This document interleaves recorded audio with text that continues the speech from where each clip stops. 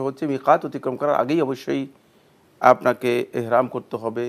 যদি মিকাত অতিক্রম করে যান কিন্তু ইহরাম করেন নাই তাহলে আপনার হজ হবে না। পরবর্তীতে আপনাকে অবশ্যই এর জন্য দম দিতে হবে। তাহলে মিকাত অতিক্রম করার আগে আপনার নিয়ত করতে হবে। নিয়ত না করলে হজই হবে না। মানে সাদা কাপড়ে পড়তে হবে, নিয়ত করতে হবে। জি, নিয়ত করতে হবে। আমাদের আজকের প্রাসঙ্গিক আলোচনার বিষয় হজের সতর্কতার বিষয়। এ বিষয়ে যদি কিছু বলতেন। ধন্যবাদ। খুবই গুরুত্বপূর্ণ বিষয়।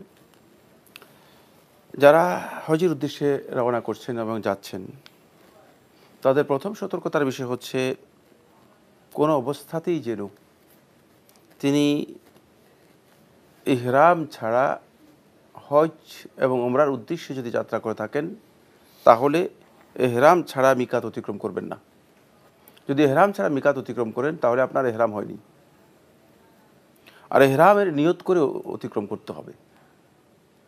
এখানে সতর্কতার বিষয় হচ্ছে এই, অনেকে দেখা যায় যে দুটা কাপড় পরে চলে গিয়েছেন, নিয়ত করেন নাই। হ্যাঁ, মনে করেন যে কাপড় পরাটা ইহরাম। কাপড় পরা কিন্তু ইহরাম নয়। এই জায়গায় হজের ইহরাম অনেকেই করেন না, তিনি হজে চলে যান এবং লোকদের দেখা দেখি অন্যরা কি করছে তিনি এগুলো করেন, কিন্তু তিনি আসলে জানেন না যে তিনি হজ করেননি। সুতরাং প্রথম সতর্কতার বিষয় হচ্ছে মিকাত অতিক্রম করার আগেই অবশ্যই আপনাকে ইহরাম করতে হবে। যদি মিকাত অতিক্রম করে যান কিন্তু ইহরাম করেন নাই তাহলে আপনার হজ হবে না। পরবর্তীতে আপনাকে অবশ্যই এর জন্য দম দিতে হবে। তাহলে মিকাত অতিক্রম করার আগে আপনার নিয়ত করতে হবে। নিয়ত না করলে হজই হবে না। মানে সাদা কাপড়ে পড়তে হবে, নিয়ত করতে হবে। জি, নিয়ত করতে হবে।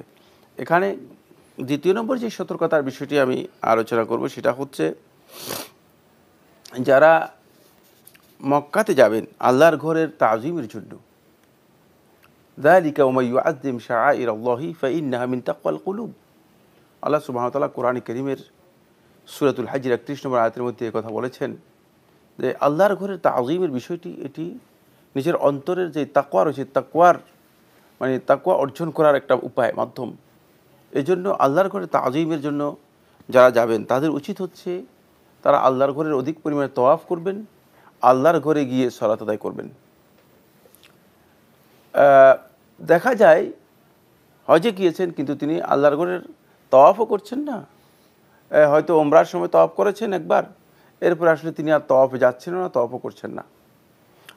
আর আল্লাহর ঘরে গিয়ে সালাত আদায় করেন না। তিনি রাস্তায় সালাত আদায় করেন, মাঝে মধ্যে হোটেলে সালাত আদায় করেন, মাঝে মধ্যে দেখা যাচ্ছে যে মানে মার্কেটে ঘুরে সালাতের সময় নষ্ট করছেন।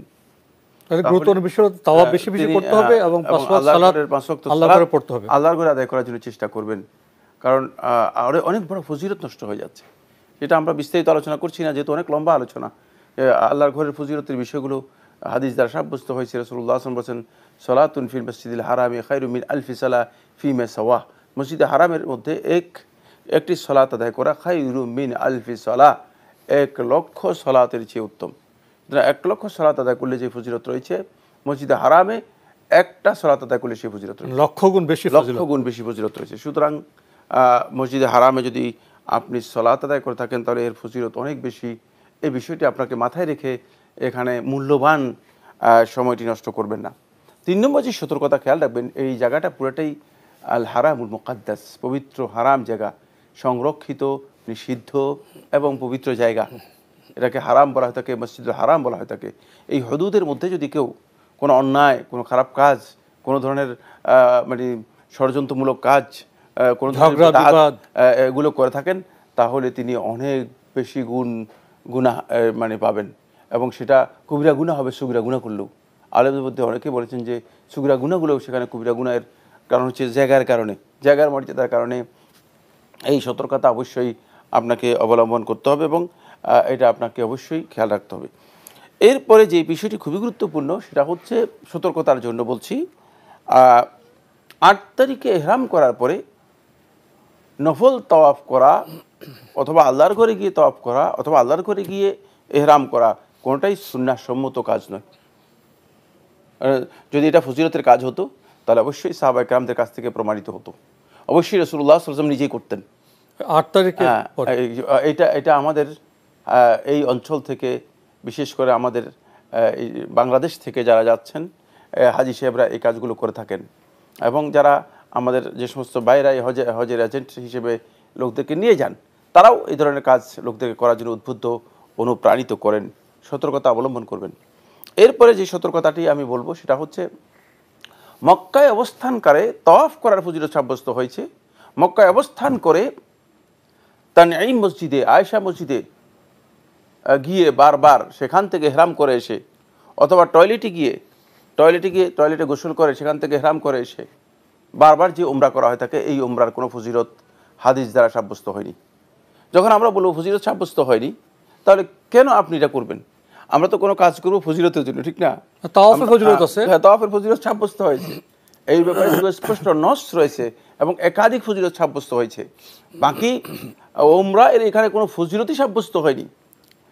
উপরন্তু এখানে দুইটি মাসআলা আলেমদের মধ্যে আলোচনা হয়েছে। এক নম্বর মাসআলা হচ্ছে, আদৌ কি মক্কায় অবস্থান করে আফাকি বলা হয় তাকে, যিনি মিকাতের বাইরে থেকে এসেছেন, তিনি কি মক্কায় অবস্থান করে আদৌ কি তিনি মানে এই তানঈম মসজিদে গিয়ে উমরা করবেন কি করবেন না?